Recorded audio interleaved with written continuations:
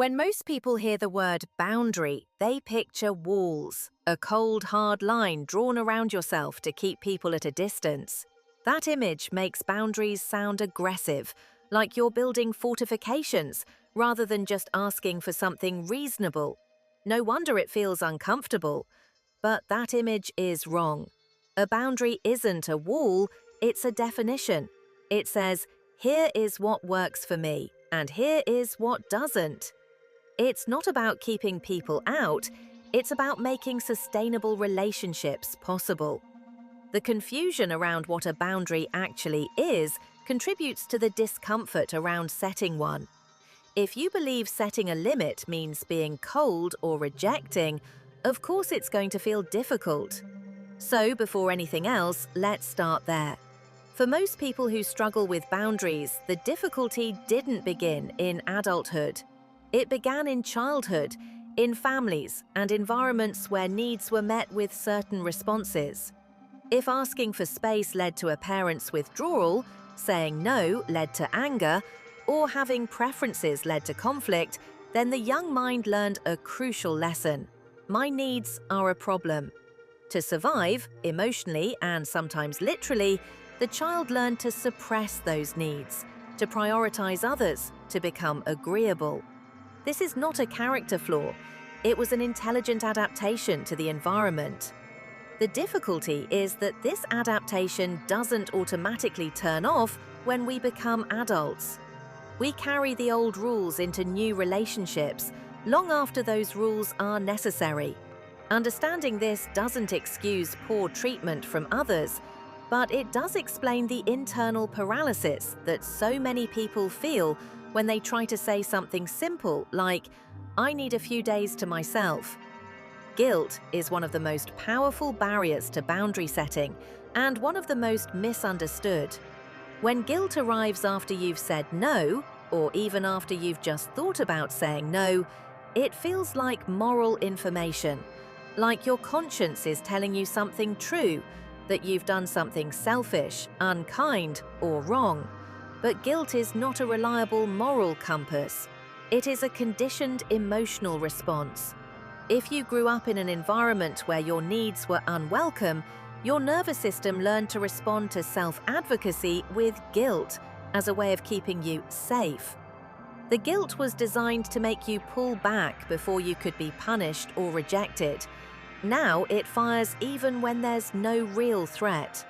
Distinguishing between guilt that signals a genuine error, that you've actually harmed someone, and guilt that signals a violated old rule is one of the most important skills in this work. Most of the time, the guilt after a boundary is the second kind.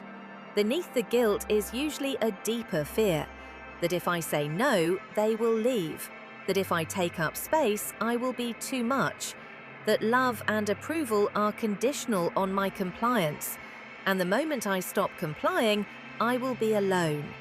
This fear is extraordinarily common and extraordinarily powerful.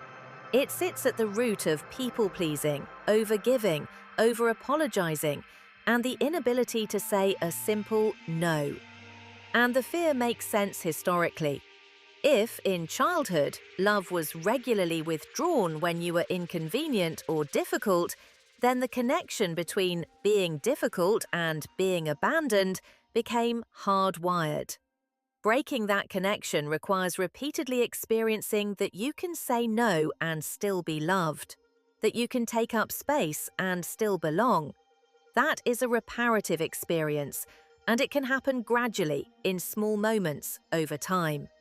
It's worth being clear about the cost of not setting limits, because many people believe that avoiding the discomfort of a boundary is the safer, easier path. In the short term, it often is, but the long-term costs accumulate quietly. Resentment builds, not dramatically, just a slow erosion of goodwill toward the people and situations that consistently take more than is given. Exhaustion deepens, the sense of being depleted, of having nothing left for yourself, of going through the motions. Identity shrinks. When you spend years managing others' comfort at the cost of your own, The question, what do I actually want, becomes difficult to answer. And sometimes relationships end anyway, not because you held a boundary, but because the resentment of not holding one eventually became too much. The discomfort of a boundary in the moment is usually far smaller than the accumulated cost of its absence. Starting with boundaries doesn't require a dramatic confrontation. It begins with the smallest possible step. The first step is internal. Notice when something doesn't feel right. A sense of dread before a call, tightening in the chest when a request lands, a quiet resentment after agreeing to something. These signals are pointing somewhere. Name what you notice. I don't want to do this. That naming, to yourself, privately, is the foundation. The next step is identifying one specific, low-stakes situation where a small limit could be set. Not the hardest relationship in your life, the easiest. A simple change to when you're available, how long you stay, what you agree to discuss. Practice the language, I can't do that this week. That doesn't work for me. I'll need to leave by 9. Say it quietly at first. Say it to people who are safe. Build the experience of saying it and surviving. Even when you've understood the theory, even when you believe in it, setting a boundary in the moment is hard. The other person may react badly. They may guilt trip you, become cold, push back, or simply ignore what you've said. This is where most people give in and then feel worse for having done so. When someone responds to your boundary with anger or guilt, try to remember their reaction is not evidence that you were wrong. It is information about how they relate to your needs. A person who responds to a calm, reasonable limit with disproportionate anger is not responding to your boundary. They are responding to the loss of access they had assumed. That is their work, not yours. Your job is to state the limit clearly, once, and hold it calmly. You don't need to defend it, justify it, or apologize for it. The calmer you remain, the more clearly you communicate that this isn't negotiable. Boundaries become easier, not immediately, but over time, with practice. Each time you hold a limit and the world doesn't end, your nervous system learns something new. I am safe when I advocate for myself. This is a reparative experience. It updates the old programming, slowly, through repetition. Over months, people who have found boundaries nearly impossible describe a gradual shift. The guilt becomes quieter. The fear of abandonment loosens its grip. Saying no begins to feel less like a crisis and more like a fact. And something else shifts too. The relationships in your life begin to reflect your limits back at you. The people who respect your boundaries tend to stay. Those who only stay if you have no limits tend to leave. And over time, you find you can bear that.